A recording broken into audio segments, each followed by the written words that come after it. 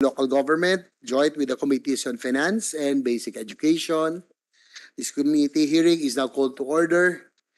We would like to acknowledge the presence of Senator Win Gatchalian, likewise a former Chief Executive like myself. Thank you for joining us today. I'd like to ask the committee secretary to acknowledge the guests for today and the resource persons. Good morning, everyone. Good morning, Mr. Chair. Thank you for joining us in today's hearing. So I would like to introduce our resource persons for today, starting from the government sector. From the Department of Interior and Local Government, or the DILG, ASEC Donnie Puno. From the Department of Education, we have Attorney Tara Rama, Miss Hilda Santos. From the Department of Justice, we have online Miss Annalisa Item Manito. From the Department of Finance, we have Yusek Cielo Magno. And from the DOF Bureau of Local Government Finance, Miss Maria Pamela P. Quizon.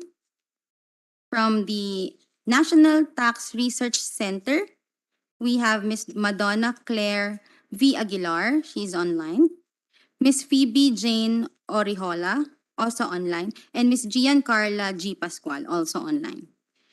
From the Department of Budget and Management, we have also online Attorney Carlos Borja and Miss Rowena Marte. From the Technical Education and Skills Development Authority, we have, as online observer, we have Miss Beverly Bayonisto. And from the League of Provinces of the Philippines, Miss Angelica Sanchez. From the League of Cities of the Philippines, we have Miss Magali Miki Monterde. And from the National Youth Commission, we have Mr. Robert Rafael A. Fanlo. So far, that's all for now, Mr. Chair. Thank you, our Comsec Attorney J. Kerubin Fernandez. Today we will hear the following bills. First, Senate Bill number 1530, or the automatic income classification for LGUs, filed by this representation, which is also incidentally a priority measure by certified priority by the LEDAC.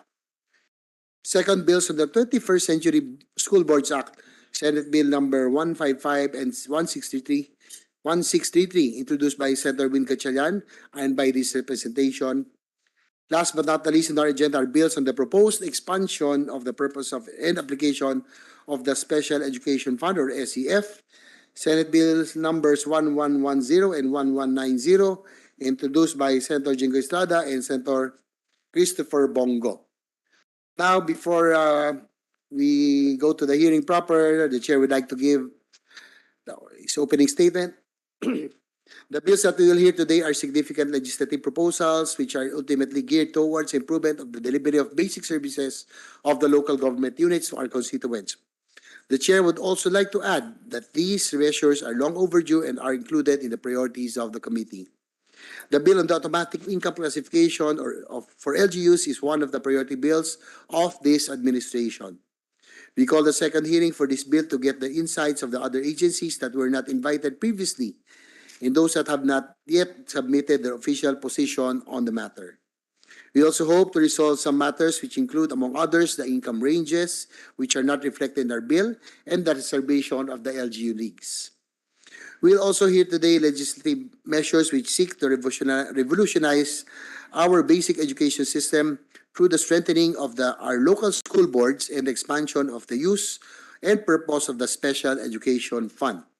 The chair would like to laud Senator Win Gatchalian for advocating the 21st century school boards and for always pushing for reforms to develop and improve the education in the country.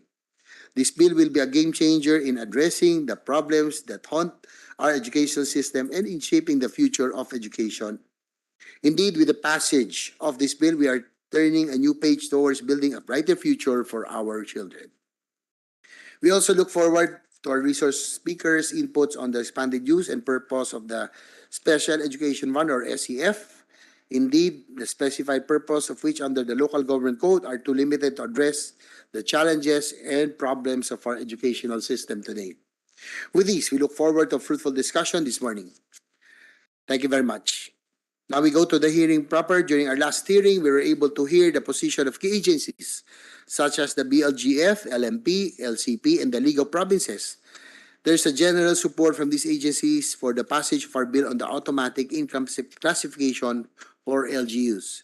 We also received the support of the LG and DBM to this measure while deferring to the comments and recommendations of the DOF, BLGF being the key implementing agency.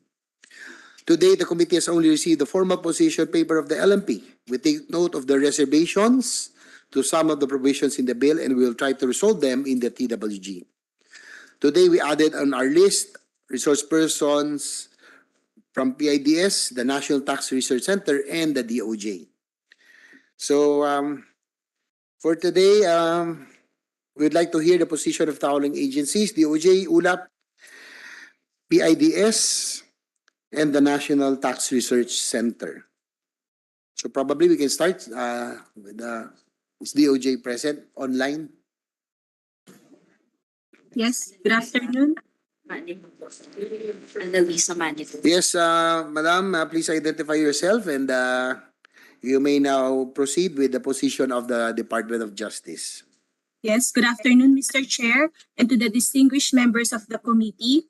I am Annalisa Ite Manito, State Counsel from the Department of Justice. The department supports the passage of Senate Bill number 1530, which seeks to institutionalize automatic income reclassification every 2 years based on the updated table of income classifications to be released by the Bureau of Local Government Finance, and where the Finance Secretary is granted clear mandate and authority to set income targets or the periodic automatic income reclassification. It also seeks to factually classify the financial capabilities of local government units consistent with the prevailing economic conditions and ultimately address the limitations to the development of LGUs. Indeed, our laws must continue to evolve to keep their strength and relevance amidst the continuously changing and fast-growing society. This department has previously issued an opinion relative to the authority of the Secretary of Finance under EO 249 that the law that the bill seeks to repeal. In a nutshell, we have said in opinion number 68, series of 2012, that the Secretary of Finance has authority to reclassify every 4 years all provinces, cities, except Quezon City and Manila, and municipalities based on the schedule of their annual income during the last 4 consecutive calendar years. But his authority with respect to revising or modifying such schedule of income or income ranges only extends to recommending such appropriate changes or revisions to the proper authority, which is the 2 houses of Congress. Along this line, the current bill is crafted precisely to make the law more applicable to the existing conditions under Section 3 thereof. It repeals EO 249 by giving the Secretary of Finance the authority to set the income ranges. Taking into consideration its governmental functions, the Department of Finance is in the best position to determine the LGU's classification in terms of financial status and capability. Hence, the clear mandate and authority given to the Secretary of Finance to set income targets are consistent with the legislative intent to maintain an objective and realistic standard of LGU reclassification. It will expedite the reclassification since the parameters may be adjusted as the prevailing economic conditions warrant, without going through the usual legislative process whenever the need to revise the income benchmark and the concomitant need to reclassify arise. For the committee's consideration, thank you, Mr. Chair. Thank you. Before we move on, I would like to take advantage of your presence, online presence. According to the DOF BLGF in 2012, the Department of Finance issued an opinion stating that the Secretary of Finance merely has a recommending authority in making changes or revisions in the income classification of LGUs. May we know from the DOJ the full version of this opinion and what is the power of the DOF Secretary with respect to EO 249, series of 1987? Your Honor, based on the opinion, the Secretary of Finance only has the authority to recommend such automatic the targets to the proper authority, which is still Congress. the Congress. So it's still Congress.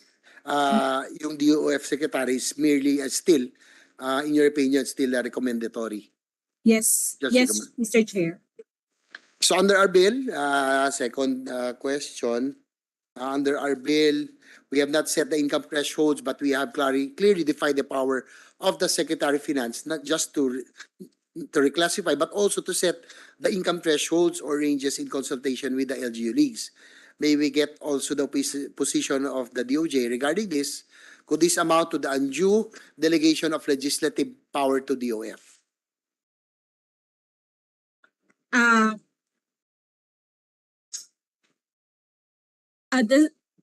We can insert a provision in the bill regarding the parameters to be need to be determined by the Secretary of Finance in his exercise of authority granted by under this bill, Mr. Chair. Thank you, ma'am. Please submit formally the position so that before we go to TWG, please submit for our perusal the official position of the DOJ. Yes, Mr. Chair, we will submit our official position paper once the draft position paper is signed by our Undersecretary in charge of Legislative Affairs. Thank you, Mr. Chair. Thank you. Sen Win, you may want to ask DOJ? Meron kang Nani? Mr. Chairman, pardon me for my ignorance, but right now under the current process, the reclassifications being undertaken by, is it the DOF or is it a legislative process? I know from to become a highly urbanized city, it's a legislative process, correct? But I'm not very sure on the income reclassification of municipalities. So what's the process right now? Yusek Cielo would want to answer the Prior query. to the question to the DOJ asking for clarification on how to apply EO 249, it has been DOF who does the automatic classification and the adjustment of the revenue range for income classification. But even prior to EO 249, during the time of the first President Marcos, the PDs during that time also authorizes the Secretary of Finance to have that power to automatically classify LGU. So what happened is that if you review all these policies, the authority to identify the range on how to classify has been very vague. Under the EO 249, it says that the Secretary has the power to recommend to the proper authority, but the proper authority has not been defined. So I think that's why this bill is very important, because it will clarify who the proper authority is, and it will also define clearly the process of setting those ranges. Thank you, Pa. So Yusek, what you're saying is EO 249 was never operationalized? It was operationalized po from 1987 to 2008 until the DOF asked for clarification on the authority to set the revenue range. Okay, so from 2008 till now, it was Has not been adjusted. never been adjusted. Okay, and so in other words, a lot of the LGUs are now stuck. Yes. Let me use that word, to their present income class. But the income range, is it being changed over time? It has not been changed po. So it's Since 2008, it has not been changed so because of that. income range is the same, and then income class of LGUs is the same since 2008. Tama? Yes. Okay. So for example, let's say Dasmariñas City, no? One of the fastest growing cities in Cavite and in the Philippines. What's the income range now or income classification of Dasmariñas? Just out of curiosity, so we can just or San Jose del well, San Jose is highly urbanized na yata, no? But Dasmariñas, Cavite, meron ba tayong records niyan? Yeah, just out of curiosity lang, no? Because normally this will affect, I guess, the fast-growing municipalities and cities. Those who are located in the rural areas, they don't grow as fast. No? So I think their jump from one segment to the other is quite slow. No, I just want to, my point there is, what are the cities or municipalities who've already outgrown their income class? Do we have a record of that? Mr. Chairperson, Senator Win, just as an estimate, we have around 30% na po not already in their reference of values right now, since the income classification was revised, as mentioned by our USEC last 2008. 30% of all LGUs. Almost all LGUs. So we're talking about more or less mga around 400, no? More or less. LGUs. Yes, Mr. Chair. Dasmariñas is first class. First class. So at least it has been, I mean, it's within the range. No? But can you cite some examples of that 30%, just to enrich the records and out of curiosity? Like, for example, what LGU remains at this class, but it should be at this class?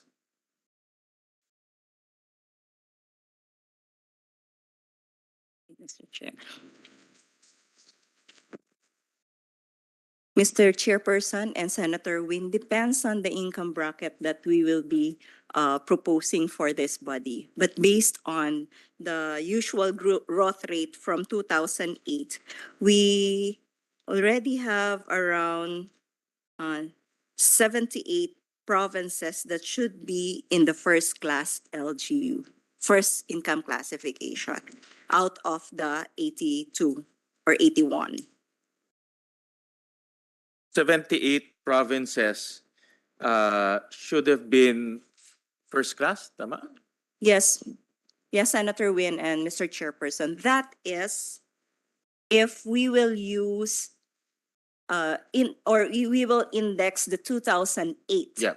income bracket to the current bracket. Okay. And then these 78 provinces, what are their income classes? Iba-iba na yan. Iba-iba na. po. Iba-iba na yan. Okay. All right.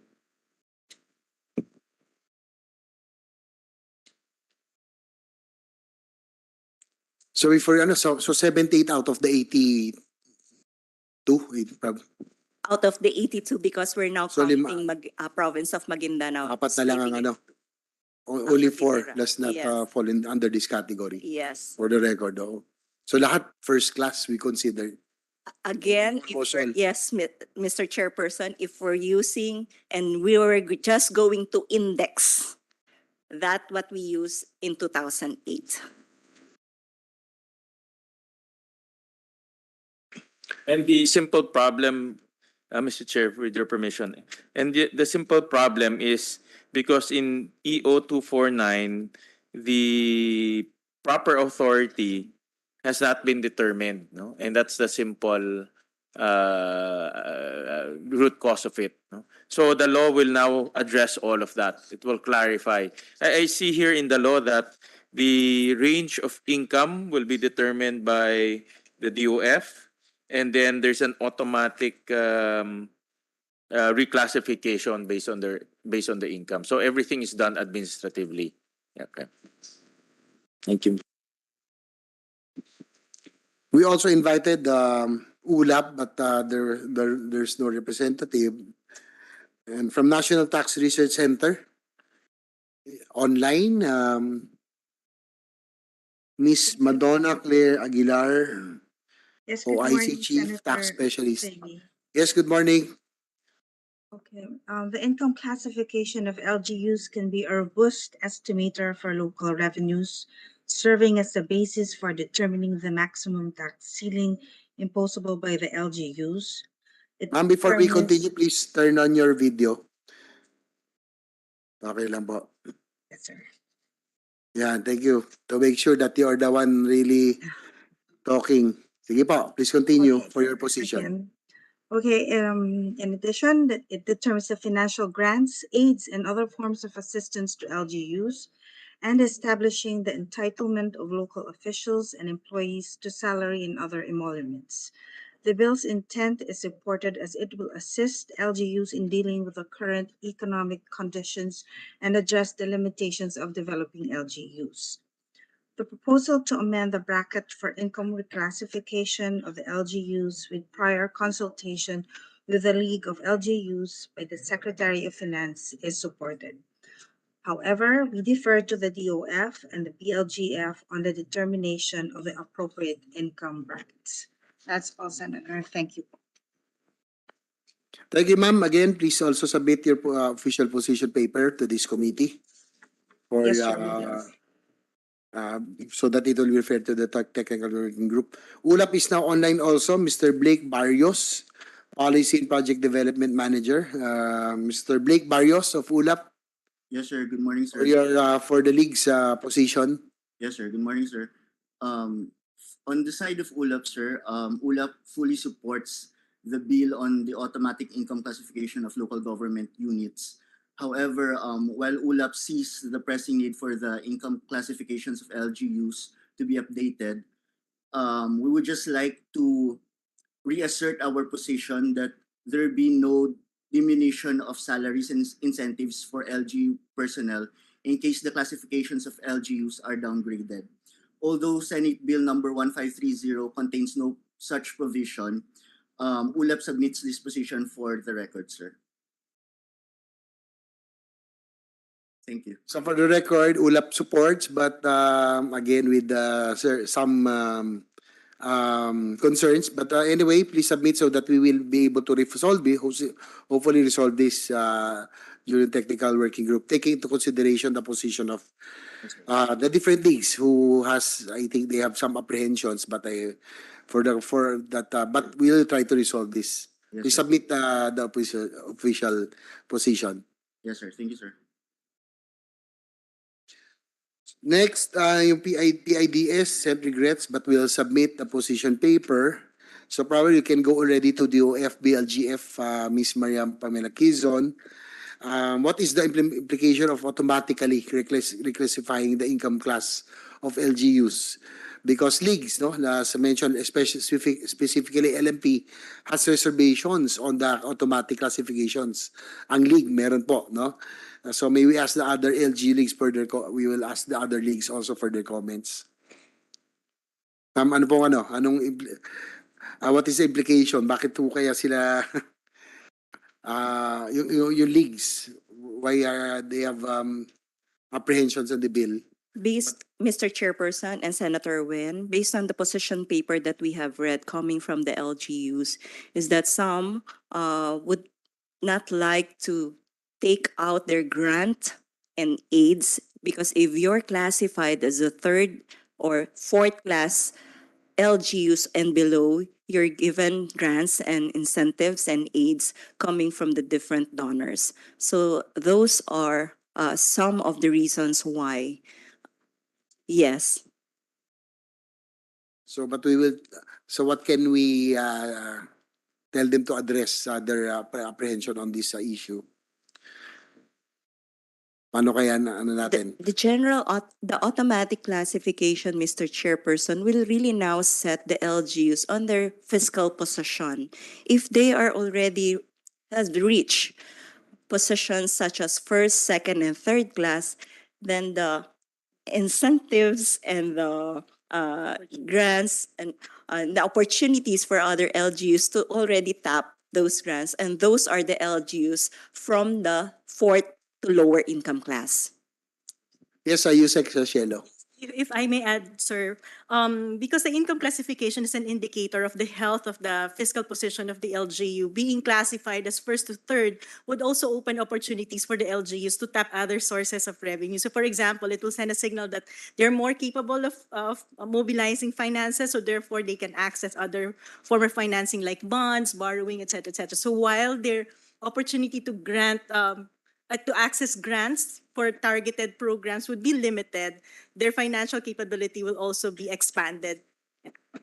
Yes, because if they can show their capability and capacity, I think they will be able to get more or be able to borrow, and they will have more credibility to apply for loans and other grants. Okay, anyway, just for the record, so that we will be able to address all their apprehensions. Kasi po yung mga leagues, I think probably they some did not really understand yet the intent, no, of the bill. Again, I would like to put on record that this has been classified as certified by the LEDAC and by the administration. The DOF BLGF held in abeyance the reclassification of LGUs, no? After the DOJ opinion 2012. As of this moment, how many LGUs are requesting to be reclassified now?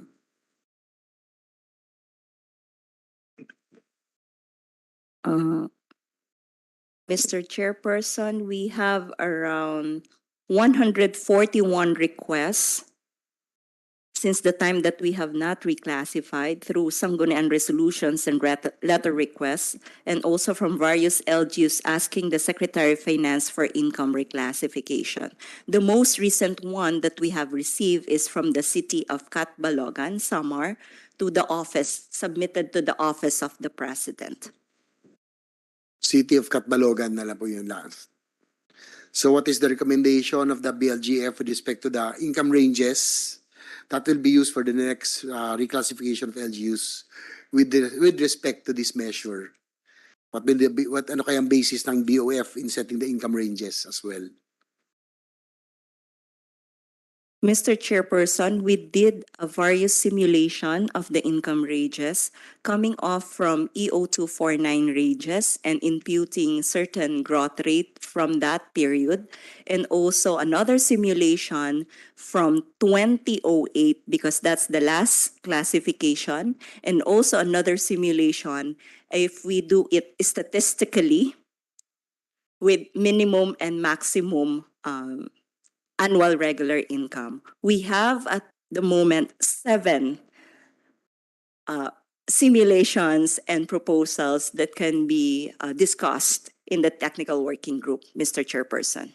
Thank you, ma'am. Please submit also yung copy so that when we go to the TW, at least ma-review naman natin yung simulation, the simulation that you have done. So you have done 7 already. Okay, thank you. Yun lang, again, to address the apprehensions of the LGUs, can they keep up with the reclassification every 2 years? What will be the advantages? Kaya, can they keep up with the reclassification? Updates every 2 years yan, di ba? We are proposing, Mr. Chairperson and Senator Win, every 3 years. Yes. So for yung both BLGF and DOF will recommend 3 years, every 3 years. We take note the reservation of the LMP regarding the 2-year period for each reclassification. At least now, gagawin natin 3 years. Okay? Under the bill, the classification of LGUs, their average annual regular income, how does the DOF compute the average annual regular income of LGUs?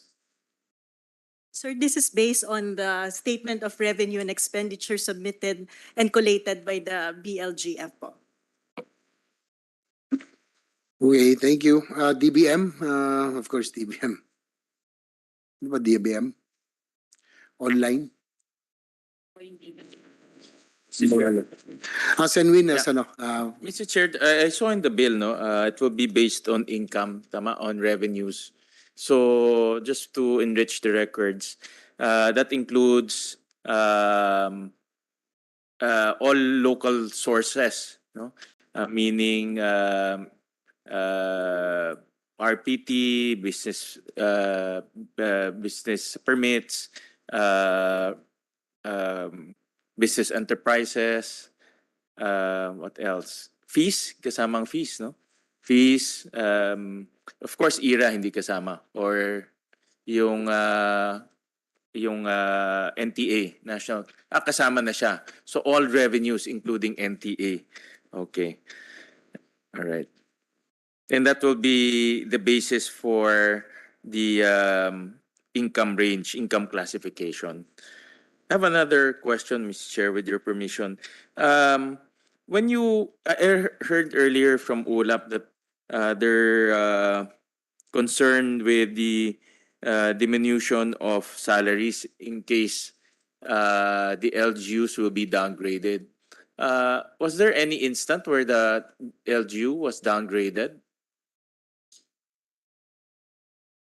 Since the implementation of EO 249, we have not come across any LGUs that were downgraded, but we'll check the record, Senator Win, for that. Yeah, I would assume the country is growing, so does income. Yes. No? So the likelihood of an LGU being downgraded is quite low. Are the salary grades hinge on your income classification? For example, as you go up the different income classification, LGUs can give higher salary grades. Is that the policy?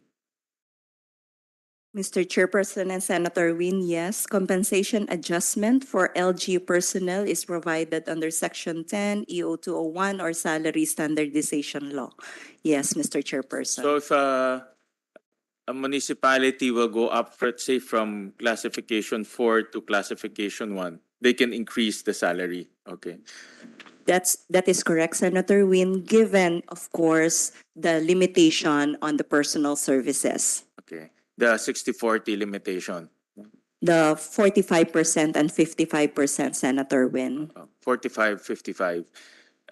If we give in to the request of ULAP that there's no diminution of salaries, will that encounter problems in terms of the fiscal health of the LGU? Because you can increase, assuming lang, wild example, the LGU gets downgraded, assuming assuming a lot of businesses went out of that LGU, it went down. So the salary stays the same, but the income goes down. So wouldn't it breach the 55-45 ratio? And consequently, obviously that will affect the fiscal health of the LGU in terms of implementing projects, paying their salaries.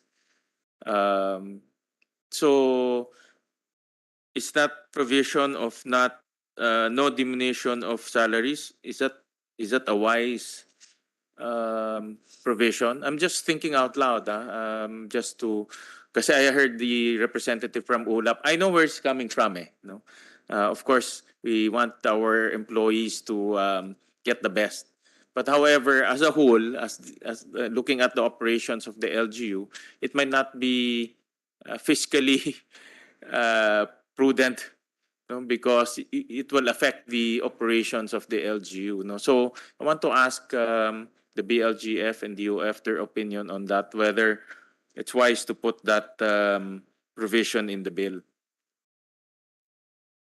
Yes, Senator Win, it's very possible that it can happen, especially if the LG is already maximizing the ratio and then all of a sudden the total income will be reduced, therefore resulting into reclassification, and therefore without adjusting the salary, then that means breaching that ratio. But at the same time, I was wondering about the instances where an LG will be reclassified from a higher tier to a lower tier, and that means it's suffering from a significant economic or social situation, which may also open the possibility of receiving grants for assistance because it's experiencing economic and social shock, which then would be added to the revenue of the LGU. So there's that balancing that needs to be, that can be achieved in those situations.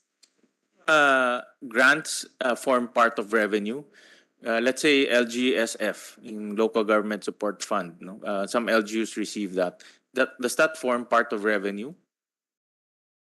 Part of revenues because it's money coming in, Mr. Chairperson and Senator Win, but not part of the annual regular income when we compute income classification. So it's not part of the computation here? Yes, sir. Loan proceeds will not be part of it? No. Okay. Now, just to Yes, clarify it, no, so that people who will read the records will understand. No? Okay. All right. I guess when one LGU will be downgraded, then the LGU should just manage that 55-45 ratio. No, I think it will be a management prerogative on how the LGU will manage it. No, but historically, you said there's no instance that an LGU was downgraded. No, so that's the general trend of where LGUs are going. Thank you, Senwin. Those are really very significant questions. So that's the important. That's the advantage of coming from the LGU. Some from DBM. I see Mr. Blake Barrios of ULAP. Before we move on sa DBM, please prepare. Sa ULAP representative, Mr. Blake Barrios. Yes, sir. Good morning again, sir. Sir, I think from ULAP, where we are coming from is on specifically on the first implementation of the new income classifications. Because, for example, if right now there are, say, about 70 provinces that are in the first class, and then if we will adjust the amounts corresponding the classification, then those 70 provinces may be reduced to, say, 40, and the personnel of the 30 other provinces who will no longer be considered first class provinces will be affected. So that's more of where ULAP is coming from in terms of the downgrading of the classification. Thank you, sir. Thank you. Anybody can you, Cielo or Ms. Pamela? How do we Yeah, we're actually address their concern? Yes, sir. We're actually discussing about this possible situation when a local government can be downgraded because mathematically, for example, since the NTA is included in the equation, and hopefully as we grow economically every year, then NTA will also be increasing. So the only instance where an LGU can be downgraded is when, for example, it doesn't collect enough local revenue, and therefore the total pie would be reduced. And that can really happen, for example, if a disaster hits a local government unit. So yes, a calamity. But at the same time, as I mentioned, when a situation like that happens, additional funding will be made available to those local government units. But assuming nothing, ceteris paribus, holding everything constant every year, we assume that It will increase. yes. Yeah, as always, no? Yes, sir. That's the trend. Sa DBM, just to get the position of the Department of Budget and Management. Sir, please identify yourself and please state the DBM's position. Morning, Mr. Chair. My name is Carlos M. Borja Jr. for the Department of Budget and Management. For the general comment of the DBM, since we are currently finalizing and consolidated unified DBM position, we interpose no objection to the proposed legislative measure, subject to the inputs of the Department of Finance and other appropriate agencies with functional jurisdiction on the matter. We will submit our official position paper as soon as possible, Mr. Chair. Thank you. Attorney Borja, thank you again for joining us. No? The LGUs have seen growth in their share of the national tax allotment in relation to the Garcia-Mandana's ruling. However, for 2023, there is a decline of about 14% in LGU share in the national taxes because of low collections during the pandemic. So what is the trend of the LGU share in national taxes in the next 2 years? Will it continue to decline or do we see that it will improve in the next 2 years? Thank you, Mr. Chair. For that particular question, may I request my colleague to be recognized, Ms. Rowena Marte, to further expound and clarify and answer your query, Mr. Chair. Yes, please go ahead. Good morning, Mr. Chair, and good morning to the honorable members of the committees present here. So for the national tax allotment po, considering that our economy is already improving because of the lifting of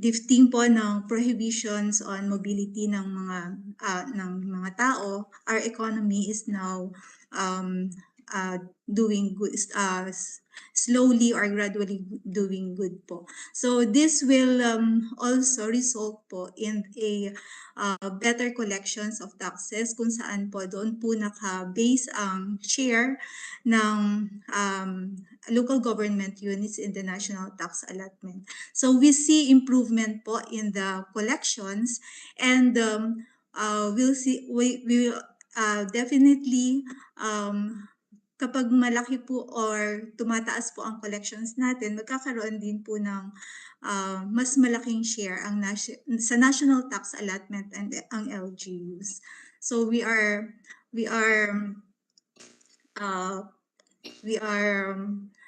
seeing that the national tax allotment shares of LGUs will increase in the coming years po.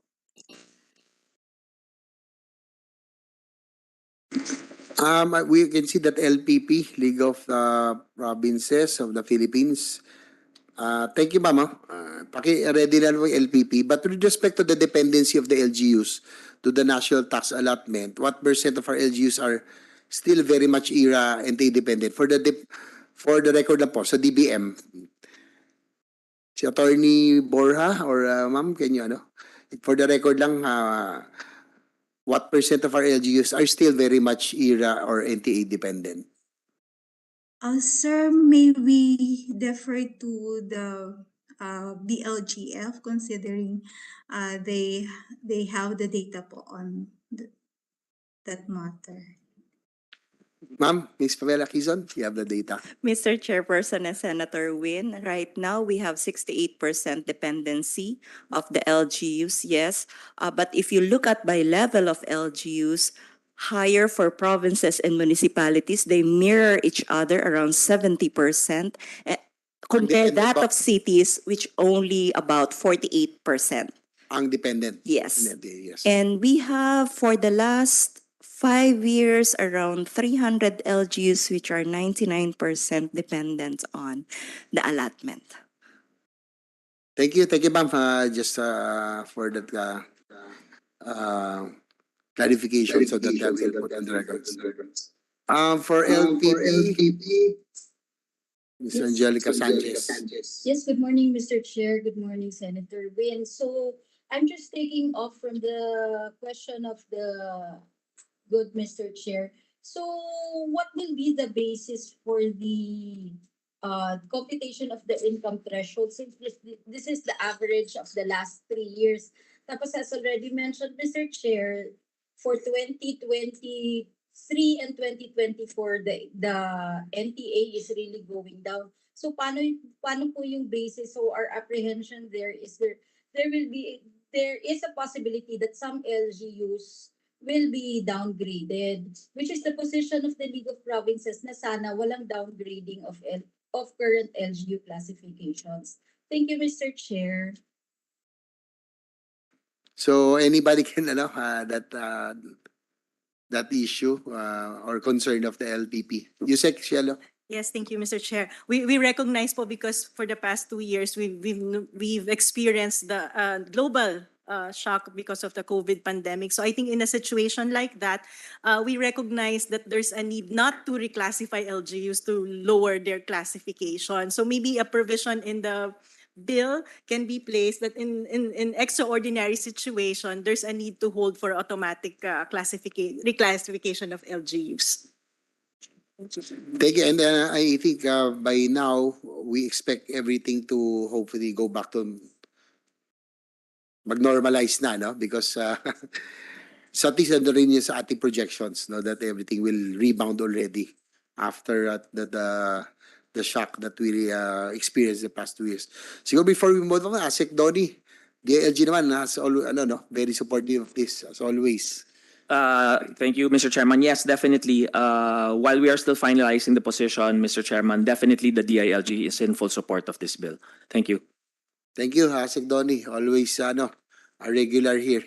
Please submit your your position paper, the formal, so that you can already refer to the technical work. So, Senwin, Mr. Chair, I have a different take on the downgrade. No, so I was reading the bill. The bill aims to reflect the true fiscal situation of the LGU. No, that is the objective of the bill, and the purposes are also here. No, to get grants, to adjust for salaries, compensation adjustment for LGUs. So it should whatever the classification of LGU should be reflected, no? Because that's the reality.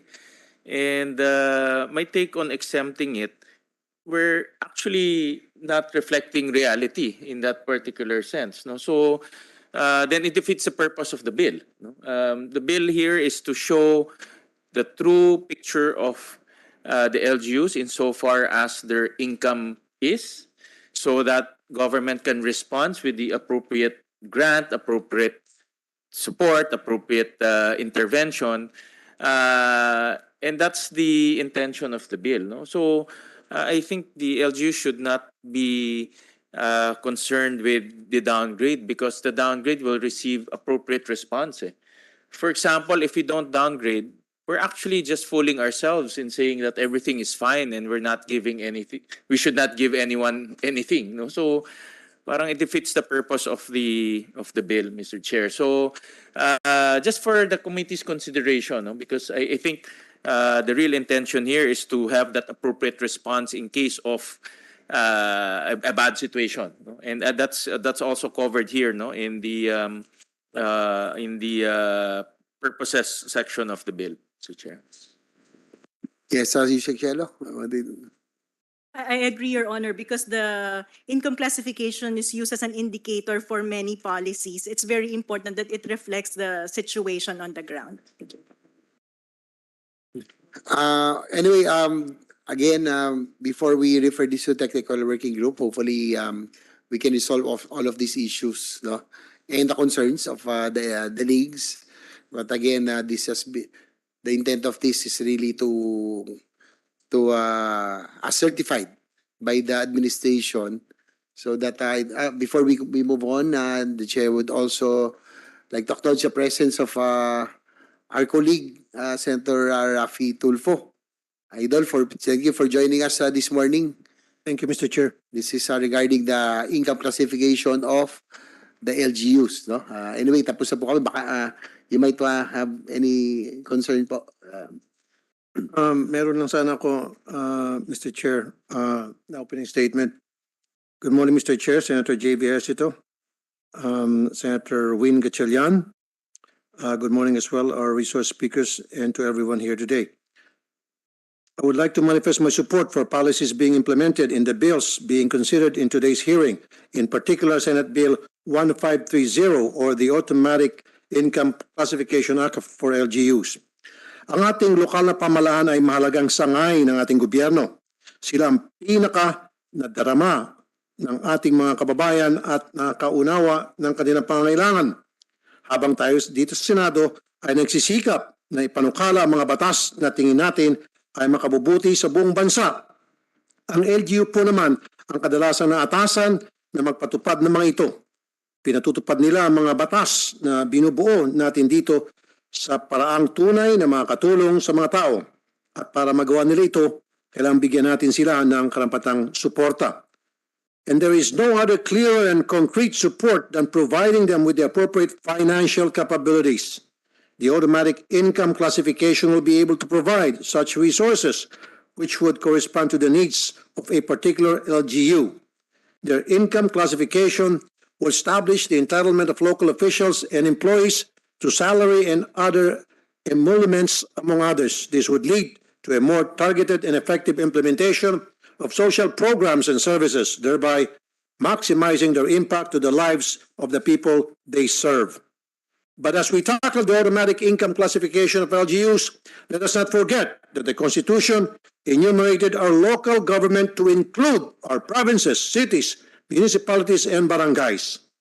Ang pinagtataka ko po minsan, ang ibang mga panukala natin para sa mga LGU ay tumitigil lamang sa mga munisipalidad at nalalaglag na po ang mga taga-barangay.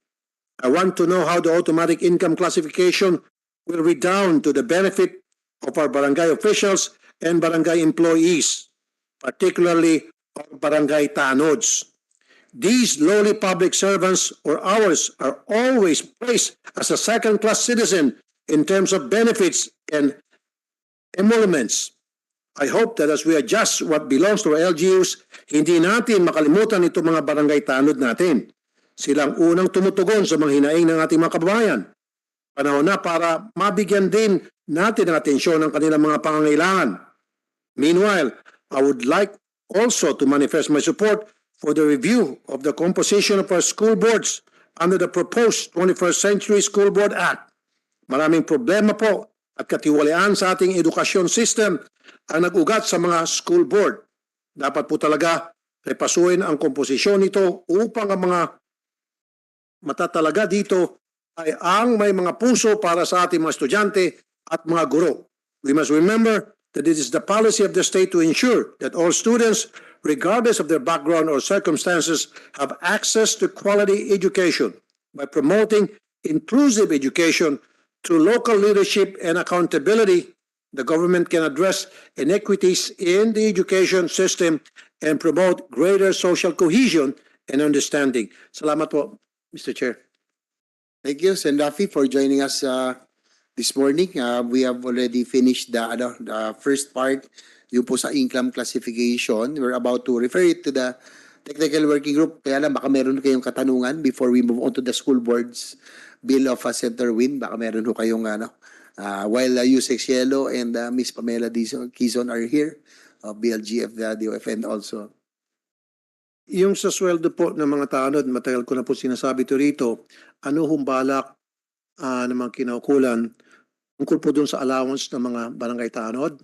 Kasi nga po, karamihan sa mga barangay tanod, ang kanila pong allowance may 300, may 500 a month.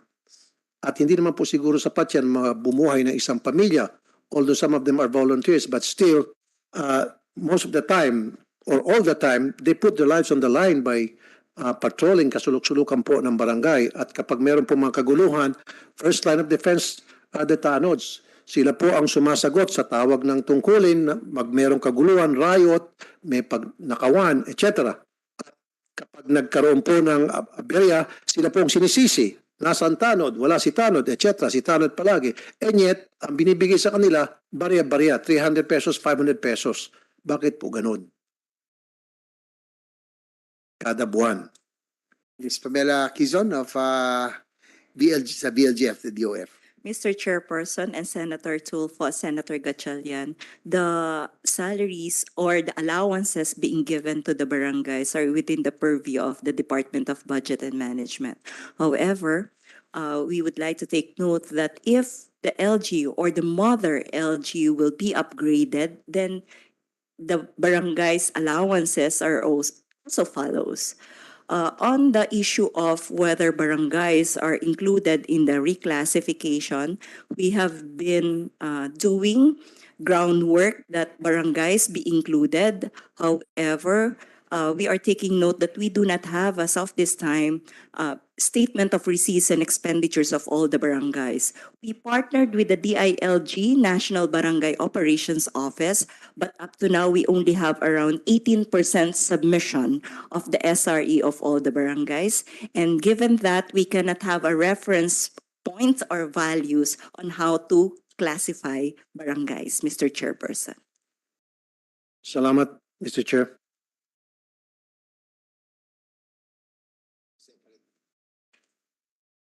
Thank you, Sen. Rafi. Probably we can take it that later on if on a separate bill para tama ho kayo, kawawa talaga rin yung ating frontliners sa barangay tanods and barangay health workers. Probably it's about time that we craft a bill that would really compensate these people. These are the true frontliners of government service. Thank you, boss, and Rafi, for your concern.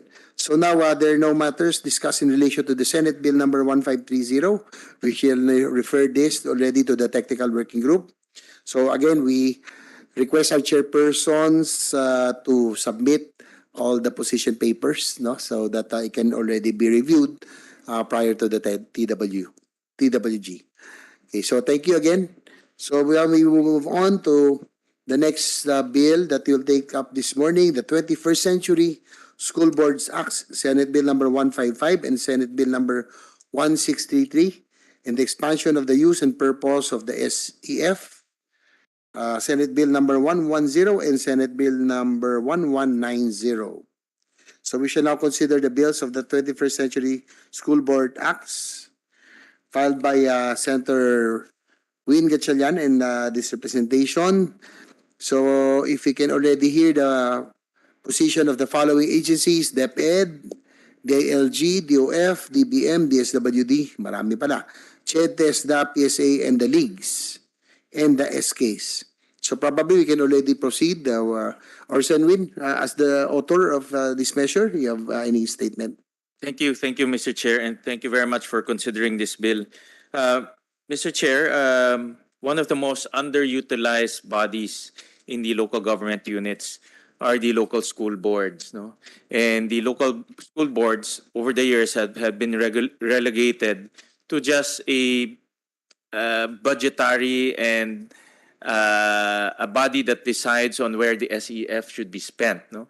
It has nothing to do with what education policies at the local levels should be done and implemented. A lot of our local school boards are just mechanical in nature. They meet, they discuss about the SEF, and that's it. So the aim of this bill, Mr. Chair, is to increase the responsibilities and the participation of the local school boards in our localities in terms of education policies. And some of the salient points of the bill, Mr. Chair, and if you allow me, is number one, to expand the membership of the local school board. We believe in the adage of it takes a village to raise a child. So we need to include the public in the discussion of education policies at the local level. We also expanded the responsibilities of the local school board. Just an example, we include performance-based discussions there. No? For example, dropout rates, participation rates, national achievement test, all of which should be discussed within the school board, so that the school board will know exactly the school board will know exactly what's happening in their locality. Number three, the expansion of the use of the special education fund. We also include that in the bill. As an example, the expanded SEF can be used for interventions such as tutoring, remedial classes, spending for alternative learning system. So it's important that the SEF will be expanded so other intervention programs can be funded. Another feature of the bill, Mr. President, is to institutionalize the school governing councils. The local school board is present at the provincial, at the municipal, and the LGU level. But we all know that the battleground is at the school level. No? So we need to institutionalize a governing body at the school level that is also participative, meaning the community is involved in the management and the discussion of problems in their schools. No? So these are just a few of the features of the bill, Mr. Chair. And as the chairman of the Education Committee, I saw a big gap between national and local education policy. So the proposal aims to bridge that gap, no? To make the LGUs more responsive, more responsible, and accountable to the education issues of their own locality, Mr. Chair. So those are the features of the bill, and I thank the chairman for again considering this measure. Thank you, Sen Min. I think it's a very good. This bill has very good intentions to make the school boards more proactive. In a paper by the late Jesse Robredo entitled "Inventing School Boards in the Philippines," problems raised during the Philippine public schools in decision making is ang sabi niya is the decision of the local school board is confined to its most powerful members, the chief executive and the school superintendent. So at least with this bill, I think it will make the local school board more active and more significant no, in the concerns of the education system. Thank you very much for this bill. Sen. Rafi, we can continue. Baka meron kayong before we continue. Okay na po kayo? We'll Nakalimutan ko lang pala maitanong kung sinong sasagot. Sino pong nagsiset ng amount of salary that will be received by barangay tanod on each barangays? Kasi po may mga barangay na ang tanod ay tumatanggap ng 300, may barangay 500, may barangay ng 1,000. Anybody? You guys didn't come here prepared. Ano po? Mr. Asik Donnie Puno from the DILG? You don't know? Sir? The reason why I asked this para naman makagawa kami ng batas kami sa Senado in aid of legislation. That's why we're asking these questions para kami po ay makapag-decide kung paano po ang gagawin namin struktura para doon sa pagpapasweldo sa mga tanod. Like I said, ulitin ko, may mga tanod na 300, may mga tanod 500. Ngayon, yung nakakasweldo ng 300 pesos, believe it or not, itong mga tanod na ito napipilitan ko minsan na maging corrupt. Na manguhuli para mapunuan yung kanilang mga pangailangan. Kuminsan, nagtitinda pa ng mga illegal na mga kung ano ng mga bagay-bagay dyan. Because wala silang salary. Natutokso sila. So, can you answer Thank you very much, Mr. Chairman, Your Honor. Senator Tulfo, that's probably a matter that I'll have to clarify with the National Barangay Operations Office, which is under the DILG. We were talking amongst ourselves here with the USEC about whether it's DBM, but for purposes of clarification, I will go back to the NBOO regarding this matter, and with the permission of Senator Tulfo, I will get the answer to you as soon as possible, Senator. And another thing is, walang mga work benefits sa mga tanod kahit man lang sana health benefits, SSS o PhilHealth? Kasi I know, karamihan sa kanila ay co-terminus kay chairman. Pero dapat yan yung mga bagay na pwede natin baguhin na ipo-professionalize na natin yung mga tanod. Because again, like I said, they're the first line of defense. Kapag may mga problema, silang unang takbuhan natin. And then, force multiplier din sila ng PNP. So nagagasgas po sila, pero yung sweldo na tatanggap nila, it's not worth it doon po sa trabaho na ini-input nila para sa barangay. So nakikita ko po, dihado palagi mga tanod, samantalang sila chairman, pasintabi kila chairman, kila kagawad, may mga budget, may mga pera yan pa, budget para sa mga project, and yet, ito mga tanod, wala, kaawa-awa sila. At kapag pupunta ka po doon sa kanilang bahay at kapag during their duty, minsan po naabutan ko sa barangay hall, ang ulam po nila, sardinas. Kanin, sardinas, kuminsan tuyo, kuminsan toyo. Kanin. Totoo po yan, kamatis. Nakita ng dalawang mata ko po, Mr. Chair. Kanin, nag-duty sila ng gabi, nagpasyal ako. I think this was during election, napaikot ako. Kanin, tapos toyo, may kamatis, and sili. Yun ang ulam ng mga tanod. Kasi paano? Ano mabibili sa 300 pesos a month? So, dapat yun po ang naging concern ng DLG. Yun po dapat tinututukan din natin yung kapakanan ng mga maliit nating kababayan na kung sino talaga nagpapapawis.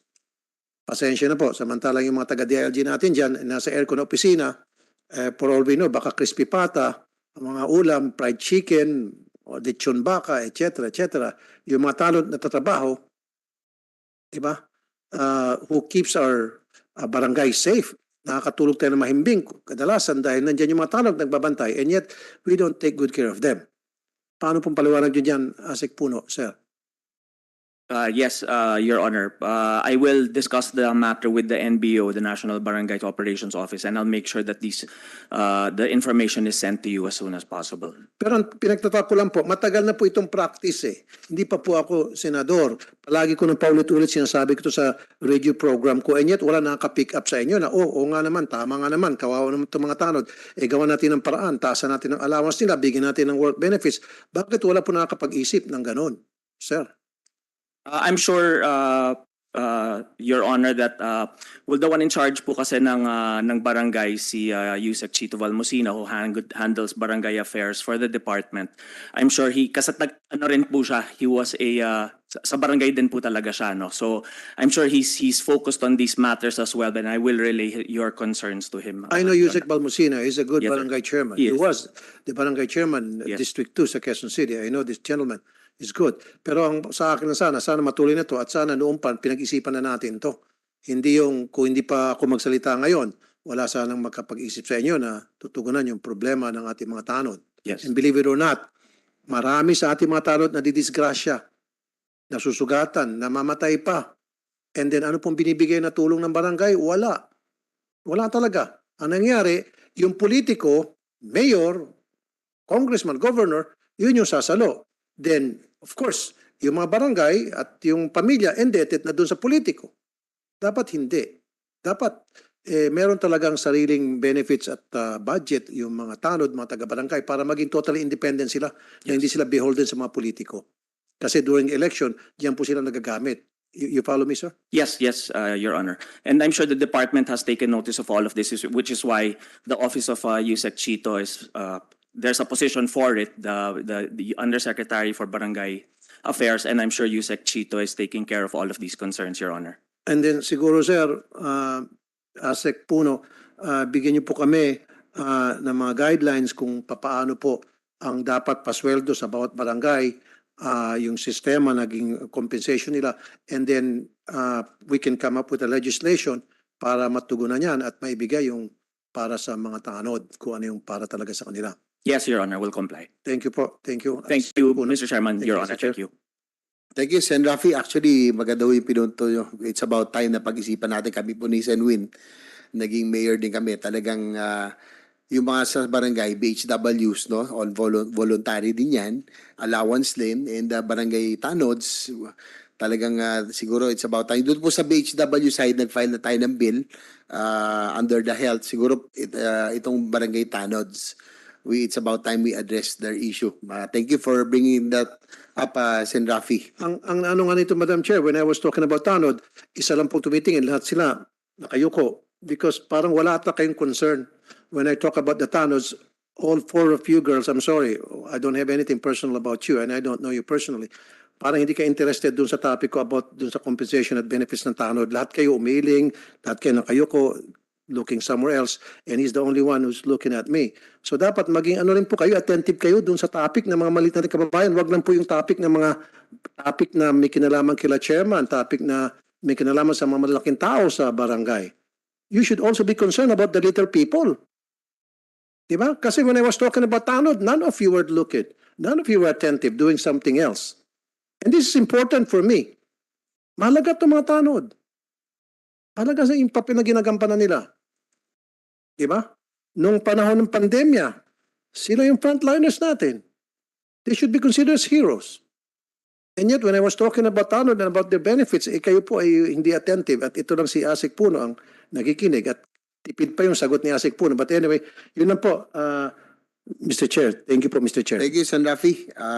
Be rest assured that I will think of already hopefully institutionalized na talaga maano na natin, ma-concern na natin, especially yung frontliners, the BHWs and the barangay tanods. So we move on to the consideration of the bill on school boards. First is DepEd, Attorney Tara Rama or Ms. Hilda Santos for your agency's department's position. Yeah. Good morning, Honorable Chairperson and Senator Rafi Tulfo and Senator Win Gatchalian. Although I apologize, Senator Rafi, with regard to the discussion earlier. For this expanding this special education fund, generally, Mr. Chair, we support these bills that were going to be drafted. As of now po, I am informed that the legal service is currently consolidating all the inputs from the department of the offices for these bills. But I also would like to request that my colleague, Director Cabrales from the legal service be recognized as she is also going to be providing inputs as well. She's online. Sorry Yes, po. ma'am, please proceed. Hello, yes, Mr. Chair. May I be recognized, Mr. Chair? Yes, Miss Diana May Cabrales. Yes, Mr. Chair, thank you po. Mr. Chair, Senator Win, we thank the Honorable Chair for considering this bill. From the DepEd, we do acknowledge that the education sector as well has been greatly affected by the pandemic. And as enumerated by Senator Win a while ago, that the current laws do not respond to the present challenges. We do support the aim to increase the responsibilities and participation of the local school boards in these policies, as well as the other matters that been raised by Senator Win. But then again, we reiterate and acknowledge the need to allocate the SEF in order to supplement the needs of the local public school system. But of course, we're still consolidating the inputs of the department as a whole, and this will be subject to the position of all the agencies and departments involved. So rest assured that we will provide our position paper as soon as possible to address the gap between the national and the local education policies as well. Thank you, Mr. Chair. Thank you. Attorney Rama, okay na yan? Michelle Dos Santos, we can move on. Next will be DILG, DOF, DBM. Pero just a reminder from the chair, please, ano lang, yung pinaka-gist lang, no? Yung pinaka... Mr. Chair. We just like to hear. Yes, Sen. Rafi. Ito para sa DepEd kasi the last hearing, I did mention tungkol po dun sa Unistar Lending and Financial Corporation, itong loan shark na pinapayagan ng DepEd na mag-operate sa DepEd at nagkakaroon po ng automatic deduction sa mga teachers kahit na hindi naman sila dapat umuutang, nagugulat na lang sila, meron na agad na bawas. Maalala to ni Senator Win last hearing. At ang masaklap pa nito, meron dapat ceiling na kung saan yung mga teachers hindi na pwedeng umutang dahil na-maximize na po yung take-home pay nila. Sabi ko, dapat palayasin na itong Unistar Lending Financial Corporation. Ang balita ko po, hindi pa rin daw po napapalayas sa magkanong kadahilanan. DepEd. Balita ko, namamayagpag pa rin daw po yung Unistar Lending Financial Corporation. Kasi nga po, tinatamaan dito yung mga teachers. Naging kawawa yung mga teachers. And the last hearing na pag-usapan naman dito, yung mental health issue. Magkakaroon nga ng mental health issue yung mga teachers dahil tad-tad na sila sa utang, hindi nila alam kung anong gagawin sa utang nila. So, pag problemado yung mga teachers, dadalhin nila yung problema nila sa classroom. At kapag dinala nila sa classroom, magkakaroon din ng mental issues yung mga estudyante na pipilitin na mag-contribute, mapapasok sa mga illegal contribution, mag-contribute para sa pagbayad ng kuryente, pagbayad ng janitorial services, etc. etc. So anyway, mabalik tayo doon sa Unistar Lending and Financial Corporation. Hindi pa po napapalayas. Matagal na po ito. Panumpatan ni Adam and Eve. Nandun na po itong si Unistar. Attorney Rama, do you have any updates doon po sa concern ni Sen. Rafi? Senator Rafi, I will as much as possible I will answer po as to my knowledge lang po. I'm very new to the department as well. Pero from the last time po, sir, I think there was already parang temporary restraining order po ba? I'm not very sure po with Can you show me that order? Can you give us a copy of that memorandum? Sige, sir. Na I will ask pinapalayas na yan? from the office concerned po talaga, sir, who is handling our employees more of the loans po. Kasi yung sinasabi nga ni Senator Win, matatandaan ko pa, I'm sure may contract yan, yung Unistar at saka yung DepEd. Kasi kung wala silang contract, walang contract yung dalawa, hindi magkakaroon ng automatic deduction sa mga teachers. So may sabuatan yan between DepEd and this loan shark, aka Unistar. So kapag hindi nyo napalayas to, then ibig sabihin, kinukonsinti nyo ang mga katiwalaan dyan sa loob ng DepEd. And I'm sure Vice President Sara Duterte doesn't want this to happen. And pag nalaman niya ito, magagalit siya at manggagalaiti sa inyo. So bago siya manggalaiti, ngayon pa lamang, tinutulungan ko na kayo, palayasin niya itong Unistar. Okay, yes, Senator. Please give me one our senator to confirm with the central office, and I'll give you po the documents that you need po, Senator. And then pangalawa, yung MOOE, time and time again, I've been saying this, dapat binibigay sa mga teachers yan. Kasi pag hindi nakakarating, diyan nagkakaroon ng illegal contribution. Yan yung pinipilit yung mga estudyante na magbigay. Karamihan sa mga estudyante sa public schools, mga mahihirap yung mga magulang dyan, tricycle driver, labandera, tinda sa palengke, and yet pipilitin na mag-contribute, mag-donate para pambayad sa kuryente, pambayad sa tubig, pambayad sa janitorial services. Kasi nga, hindi nakarating ng tama yung MOE, kaya kinakarga sa mga estudyante. So yan po dapat tutukan nyo, MOE, mabigay ng tama, and then yung loan shark na Unistar, mapalayas. So sa susunod na hearing, dapat po, napalayas na yan. At kung napalayas, give us a document, proof na talagang napalayas na yan, and then yung MOE na nabigay na po ng tama. Yes, Senator. It's noted. So sa susunod na hearing, we can have those documents. Thank you. Thank you po. Thank you, Sen. Rafi, Attorney Rama. So please give updates sila po and submit to this committee and to Sen. Rafi Tulfo the updates on his concerns. So next we go move to DILG, DOF, and the DOF. Siguro rundown na lang po yung inyo po mga positions quickly, so then we will just ask the questions after. Asek Donnie, puno yung position on both bills, Senate Bill number 155 and 1633 regarding the school boards. Thank you very much, Mr. Chairman, Your Honors. Just a quick comment from the department, Mr. Chairman. We definitely support the proposed bill, which calls for the strengthening of the local school boards, especially by expanding its membership and providing additional functions. Especially at this time when the DILG and the LGUs are focused now on full devolution of basic services to the LGUs, we feel that strengthening the LSBs at this time is definitely timely. That's all for the department, Mr. Chairman. Thank you very much. Thank you, Asek Donnie. DOF, Yusek Cielo, Magno. Thank you, Mr. Chair.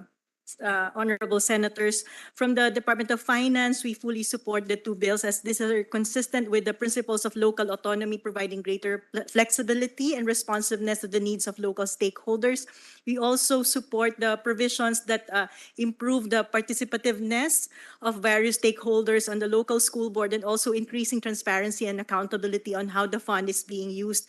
We raised some reservation on the proposal to use the education fund for a full compensation of teachers because our concern is on the feasibility of uniformly implementing this across LGUs as various LGUs have varying capacity with respect to their financials. So, but we recognize though that the SEF can serve as an incentive to augment what is currently being provided at the national level. Thank you. Thank you, Yusek Cielo. We'll probably ask questions later. Sa DBM, nandiyan pa ba yung sa DBM? Still online? Morning, Mr. Chair. Attorney Borja, please, again, your department's position on the said bills.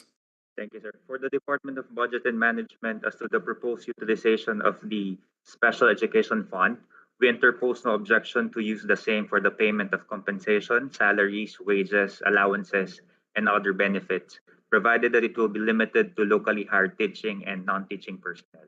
For our official position paper, we will submit the same as soon as possible, Mr. Chair. Thank you. Thank you, Attorney Borja. Next, for DOF, DOF, Ms. Pamela Quezon. Okay na ba? Same na? Okay. For DSWD, Attorney Michelle Ancheta. Good morning, Your Honor. For the DSWD, currently, we are still consolidating our comments and recommendations relating to these bills, but we will submit our position paper as soon as possible. As for today, we would like to express that the DSWD supports the Senate bills relating to the 21st Century School Boards Act and expanding the Special Education Fund. That's all, Your Honor. Thank you. Thank you, Attorney Michelle Ancheta. Please, again, your agency's position, please or department's position, please submit it to the committee. Yes, Your Next, Honor. for CHED, Attorney Miss Miriam Miranda for Committee on Higher Education.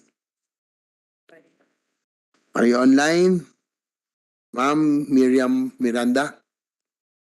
Mr. Chair, we support the bill on the on the education fund, the special education fund, and we shall submit our position paper as soon as possible.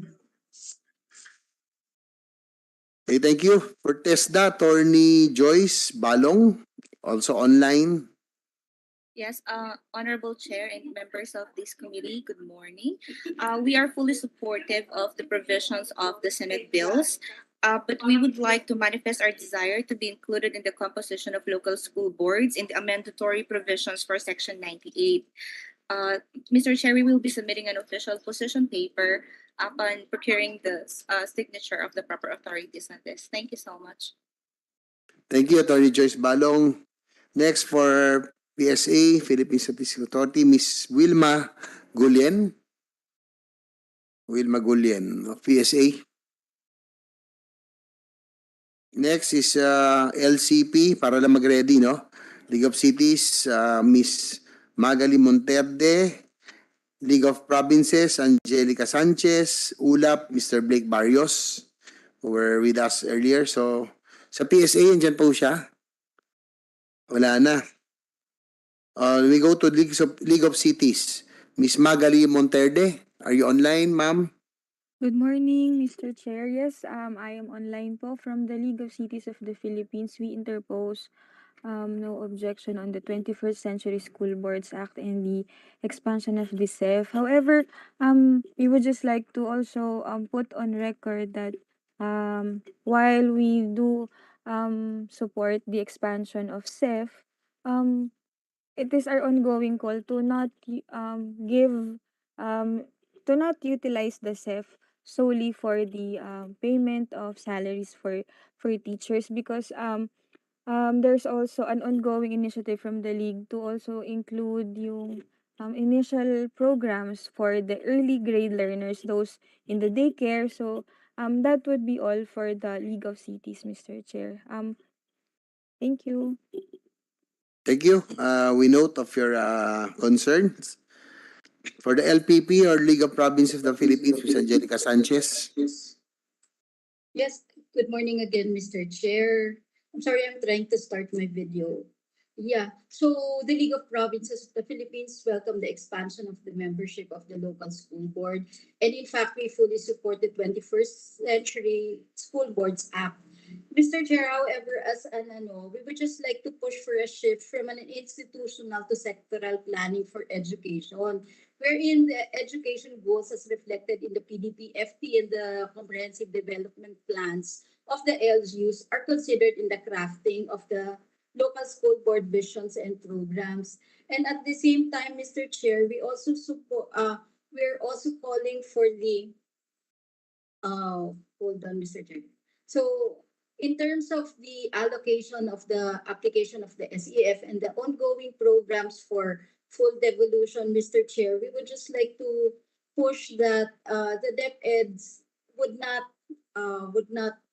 put on the onus of the because the rehabilitation and the building of school buildings to the LGUs. Because, Mr. Chair, from what we heard on the ground in the implementation of our ABC Plus project, parang nangyayari, Mr. Chair, all the DepEd at the local level is expecting the LGUs to be providing for the school repairs and maintenance. Paano naman po yung sa central office? Kasi parang the LGUs are not capable of fully taking over the cost of construction of school buildings and facilities. Thank you, Mr. Chair. Okay, thank you. Ms. Angelica Sanchez, we will take note of that as well. For ULAP, Mr. Blake Barrios. Yes, sir. Good morning, sir. For ULAP, we are currently soliciting the inputs of our member leagues, but at the outset, I'd like to say that ULAP fully supports Senate Bills 155 and 1633. Thank you, sir. Okay, thank you. For LMP, no confirmation, and the SK. So now we move on. Probably, the chair would like to give the author, siguro si Senwin Gatchalian, for your questions already.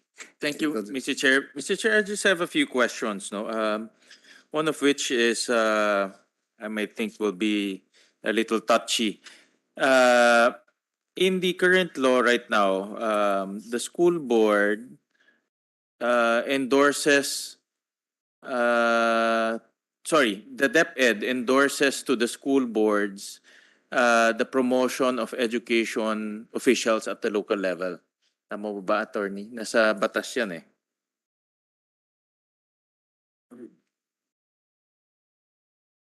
It's in the local government code. I just want to point out an emphasis, no, because I know you support it, but I don't know if you support the entirety of the bill. But in the proposal is to give the new school board the power to give its concurrence to the DepEd on the appointment, assignment, and transfer of division superintendents, school supervisors, school principals, and other school officials to the local school board. Take note, not to the mayor or not to the governor, but to the local school board. And the logic for this is the locals know best. And the school board will know who is best for their situation. No? So just like what and Yusek Puno's here, just what in the PNP system, wherein the mayor is given 3 names, no, ASEC, to choose from in terms of choosing their chief of police. The same philosophy, I want to apply the same philosophy to the local school board, because we should give the locals a chance to choose their own superintendents, a chance to choose their own district supervisors based on merit and qualifications. If we are giving additional responsibilities, for example, in my proposal, we're giving the local school board the responsibility to be accountable, to be cognizant of the performance of their students. They should also have the responsibility to choose their superintendents and their principals. You know? It goes hand in hand, because we don't want a scenario where the local school board will finger point to DepEd, no? Because DepEd appointed the school officials. I know this might be a little ticklish, no? But I want to get the opinion of DepEd whether this proposal is acceptable, has merit, and has logic. Considering if you look at the entirety of the bill, it really gives the school board more responsibility and accountability. I would just like to clarify, Senator Gatchalian, is it, as I read the proposed bill, it's concurrence of the local school board? Yeah. Parang sa police, di ba sa police, they're given alam ni Senator JV to because he was also a mayor before. You're given 3 names. That's in the PNP law. You're given 3 names and then the mayor can choose. No? In Valenzuela, we created a selection panel so that the selection panel can choose in behalf of the mayor, recommend, no, to the mayor. And the selection panel in Valenzuela is composed of the religious sector, the PTA, everyone who's representing the community. So the point there is the mayor has the power to choose who is best for their peace and order situation. So the same philosophy applies for education. Now, for example, if I have a high dropout rate in my locality, I want someone who has experience in alternative learning system, who has good experience in addressing dropout rates. So that power or that responsibility is now given to the local school board. So, of course, that's a novel. That's an innovation that we introduced here in the proposal. But I want to get your opinion, no? Because this can be a ticklish issue. Okay. Senator Win, since I am and Ms. Hilda is from the finance part, I would like to ask my colleague, Assistant Regional Director ARD Rita Riddle, because she is the because she is the national president of the Philippine Association of Superintendents, wherein she's really the one on the ground, Senator, Honorable Chair. Ma'am, if she's online, Yes, good Yes morning po. po, Your Honors. Good morning. Ipa, please. Good morning Please, you have the po. floor. Actually, the Philippine Association of School Superintendents would like to submit a position paper on the on the proposed bill po with regards to the concurrence of the local school board in the choice of the superintendents. It's just that I was only asked to join the meeting shortly before it started at 10 a.m. So I would I, I allow me to submit the position paper of the Philippine Association of School Superintendents for that. There will be no problem with the superintendents, but for the choice to be lowered down to the principals and the district supervisors, I guess it would run counter to the merit and selection provisions of the DepEd Central Office. Thank you po, Your Honors. That's why the mechanism, Mr. Chair, is concurrent. So meaning DepEd will still generate the list of names, and the school board, again, not the mayor, not the governor, but as a body, will resolve on who they think will be appropriate for their school operation. No? Because definitely all of these names, all of these positions have direct impact to school operations. So it's just concurrence. So meaning the school board will not choose from outside or not create the selection process. DepEd will still give the names, whether 3, 4, that depends on the IRR, and then the school board will just choose among those names. So that's the mechanism that we are thinking, so that it will also not politicize. No? We're trying to also temper the politicization of education at the local level. And I've seen that the PNP process is quite effective and it actually works. No? So we patterned it after the PNP process. I agree, Your Honor. Mr. Chair, meron sana Sen. Rafi? may suggestion sana ako. Kasi I've heard in the past na merong tinatawag na nepotism dyan eh. In fact, merong mga unfilled positions ngayon, hindi po nalalagyan dahil iniintay pa po na mag-graduate yung mga kamag-anak ni superintendent, na mga kamag-anak ni Poncio Pilato, Herodes. Ito po to, I'm just making it as a joke, pero it is happening right now. There are so many unfilled positions right now sa DepEd, sa mga eskwelahan. Hindi po pa pinupunuan dahil iniintay pa po mag-graduate yung mga kamag-anak na matataas na opisyal. So my suggestion, Senator Win, is dapat mag-a-apply po yung sa tingin nilang qualified and then magkakaroon ng screening process, magbe-vet doon sa mga applicants versus na yung DepEd magbibigay ng 3. Paano ko yung 3 ibibigay na yon? Puro mga kamag-anak, kumpare, kumadre ng mga taga-DepEd. So it's better free for all. Anybody who thinks that he or she is qualified can apply, and then yung local school board will do the vetting. Kasi po, nangyayari po sa PNP, pasintabi po kay General Bato, Chief Bato. Alam ko to yung magbibigay ka ng 3 nasa listahan. Yung 3 nasa listahan, kaibigan yan yung nagbigay. Yung pag hindi niya kaibigan, hindi ibibigay. So magbibigay ng 3. Pag halimbawa wala nagustuhan sa 3, o magbibigay ulit na another 3, na again, kaibigan na naman. So puro kaibigan ipaplanta. So nagkakaroon po ng cycle. Siguro you agree with me, dating mayor kayo, Senator JB and Senator Win. So mas maganda, free for all, open for all.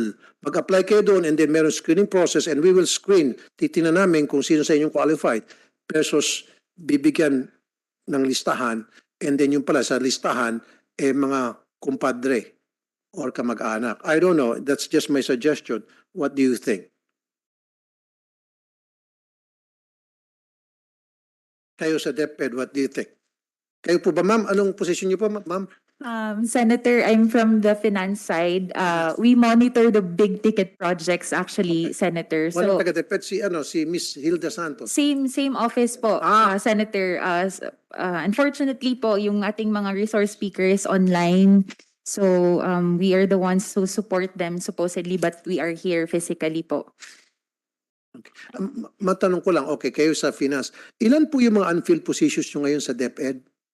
Ang alam ko po for Ano unfilled, po that yung is, programa na meron kayo in place pagdating po sa recruitment process para ma-fill, punuan po yung vacancy? that is handled by the human resource po, Senator.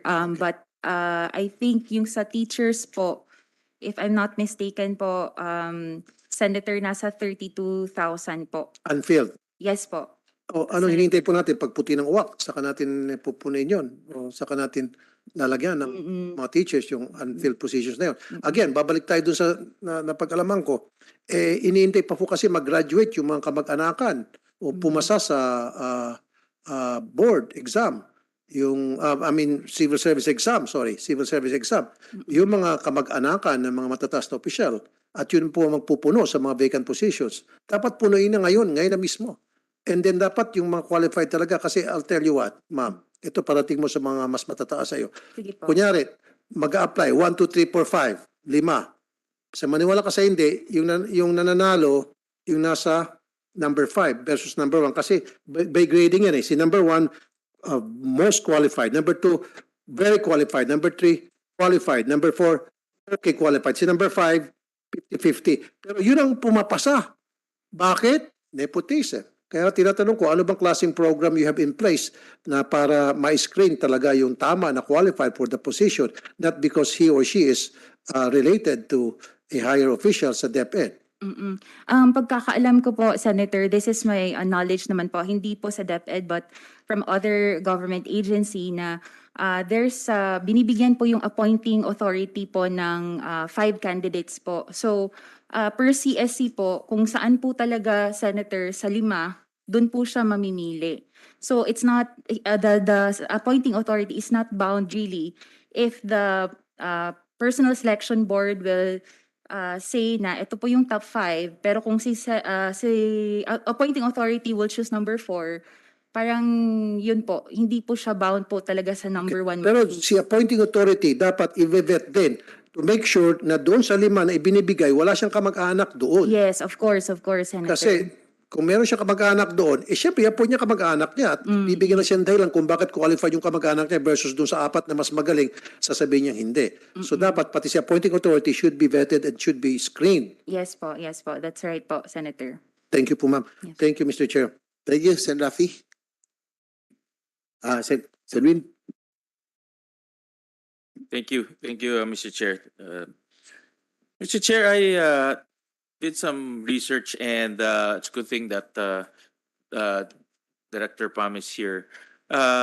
In a report from BLGF, and correct me if I'm wrong, Director Pam, no, the excess revenues from LGUs through their SEF is about 15 billion in 2021, in which 9 billions from cities, provinces 3.6, municipalities 3.3. There seems to be a huge underutilization of the SEF. I would assume SEF will be fully utilized because every time I talk to LGUs, there seems to be a big need on the ground for additional support to their education needs. So I don't know how come that in 2021 the underutilized SEF is as big as 15 billion pesos. Mr. Chairperson, Senator Gatchalian, you are correct. In 2019, we only have around 66.7% utilization rate. For 2020, it's only about 67.9% utilization rate. And in 2021, we have it gone down to 63.8% utilization rate, Mr. Chairperson. We tried to get reasons why they have a low utilization rate. One of the reasons being given to us is the limitation on the positive list wherein they can utilize the fund. The second one is mostly on procurement process. But those things, Mr. Chairperson and Senator Gatchalian, are not based on study, but more of anecdotal interview of the LGUs. It's that information is very important, Director Pam, because in the bill we also expanded the use, no, and that is precisely the intention is to hopefully use every peso in the special education fund, no. But I'm quite surprised that you mentioned in 2021 it's 63, tama ba? 63.8% That's quite low utilization. for 2021. And kami ni Senator JV at ni Senator Rafi, every time we meet LGUs here, we get a lot of requests for schools, for everything under the sun. No, so but a lot of them are also for schools, for educational purposes. So I'm just wondering how come it's like that. If you look at the data, only 63% has been utilized, and yet we get a lot of requests from LGUs. So just give us an analysis on how come it's not utilized. What are the items that they cannot use, or what are the items that they have problems using the SEF to fund, no?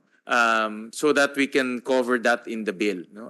If we have a study on that, so much the better. But if it's just anecdotal, that's fine, no?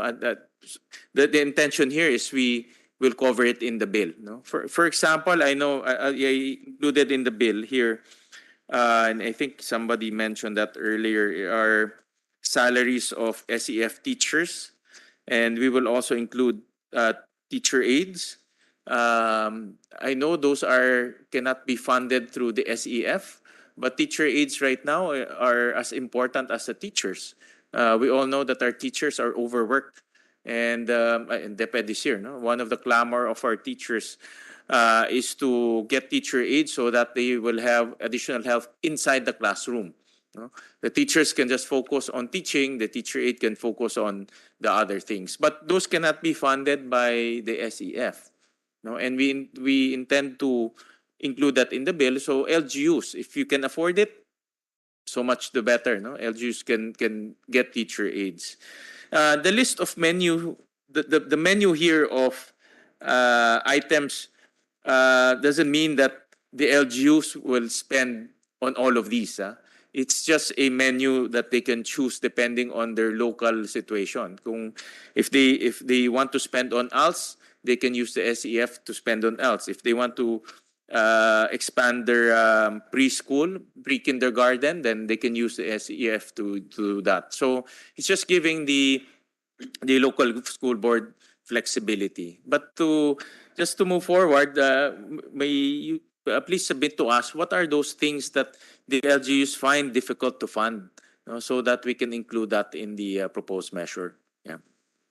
Mr. Chairperson and Senator Gatchalian, we have another set of analytics we have here. This is budget versus utilization. We are seeing a big budget for elementary school and secondary school funding, but their utilization is only way below 54% and 48% respectively. For SEF? That's for SEF for 2021. We will give you the full data and analytics, Mr. Chairperson and Senator Gatchalian. Okay, that's quite unusual because we always thought, like for example, in Valenzuela, I'm sure in San Juan, we really use our entire SEF. To the minsan pautang pa nga LGU eh. We get it from our general fund, no? But I'm quite surprised that the utilization is 54%. Tama? 63% utilization rate. Budget versus actual expenditure for elementary school, 54%. Okay. For secondary school, budget versus actual is only 48% utilization rate, Mr. Chairperson. Please submit to us those data so we'll have a chance to analyze it Yes, sir. also. Mr. Chair, if I Yes, go ahead, Ms. Attorney Tara. Yes, if I may add po, I don't know if this is also reflective of all the local government units, no, but the Department of Education received a letter from the city mayor of Bayawan. Yeah, Bayawan City. And then they asked po sana kasi if it's possible for them to transfer the funds, yung SEF po, papunta po sa aming SDO for them, SDO na lang daw po ang magpro-procure because they're more of anong tawag doon, sir, Honorable Senator, yung pag-procure na lang po ay for DepEd because they're focusing on their own. So I don't know if it's a reflection po sa all of the local government units, but I'm thinking that they're having a hard time sa procurement side because they're focusing on their own. Hindi na po na ano nila yung sa local school boards, but that is for this city of Bayawan lang po, Senator. Isa lang yan, they're requesting for the SEF funds to be used for or ang SDO ang magpo-procure. Oo po, ganun po. Medyo Transfer of I'm funds. also surprised, no, because being a former mayor as well, just like Senwin, we were able, before we really utilize it no, kasi for anything for education. Kaya nakakapagtaka talaga that it's very low, no, 54% for elementary and secondary, 48% in other. We just want to find out what's the reason. Is it a procurement process o ano ang kulang? Kasi I mean, that's one of our priorities as local officials. It's really health, education, of course. So, sayang, nakakapagtaka, humingi kay Senrape, humingi sa amin, additional buildings or whatever for education, and yet, they are not utilizing. Napakababa, 54% and 48%. It's really surprising. So, we want to find out, this committee would want to find out what's the reason for the non-utilization of the SEF funds. Kasi dati kami, ginagamit talaga namin yan in Metro Manila. Probably you can submit, you can ask, Mr. Chair? What's the reason? Mr. Chair? Yes, Sir Rafi. Hindi sila makabigay ngayon ng reason? Anybody from you kung bakit hindi na-utilize yung SAF funds? At least man lang give us a reason. Kahit na basic. Miss Pamela? Mr. Chairperson and Senator Tulfo, as mentioned earlier, one of the reason is yung limited list or positive list in the menu of the Special Education Fund. And another anecdotal reason that they gave us is on the procurement, which I think were aligned with the reason given by the Department of Education. Okay, thank you. Thank you po.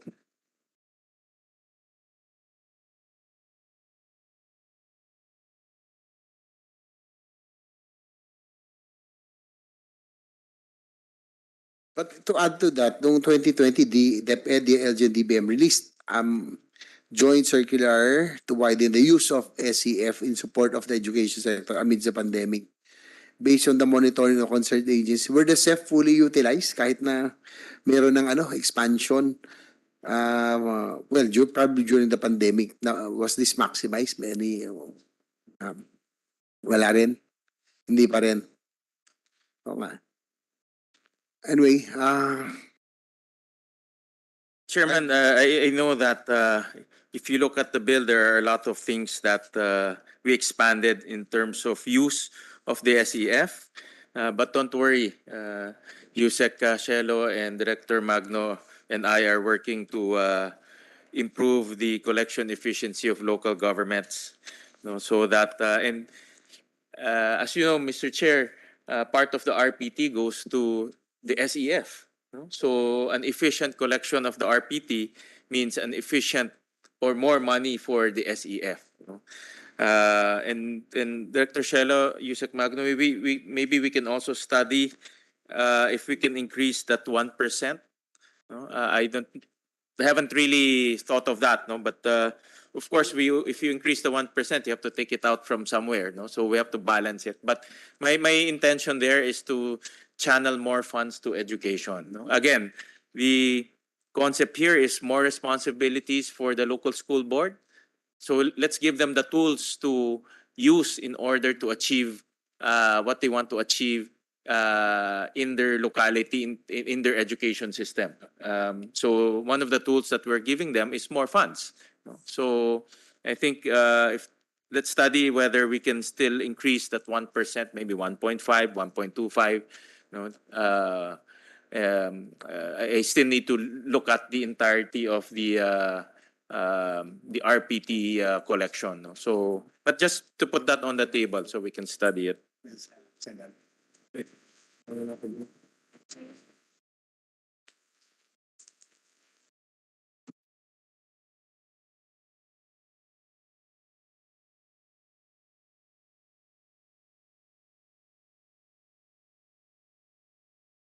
Okay, since there are no more matters to be taken up, again, I'd like to thank all the resource persons for joining us today. We have covered a lot for this morning.